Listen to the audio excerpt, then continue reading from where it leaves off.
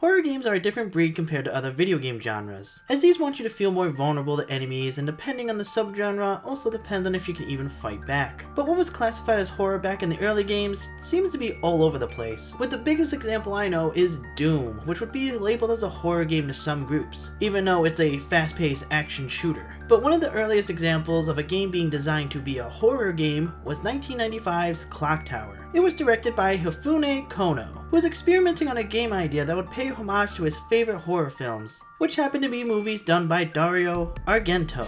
And to do this, the game could not be developed like any other normal game. Instead, it had to play like a horror film for all this to work. So him and a small staff would work on a game where the player runs away from the enemy instead of fighting them, something that was seen as a risk by higher-ups at Human Entertainment, so they would only give him a small budget to play around with, leading to the game to cut back on a lot of ideas and concepts.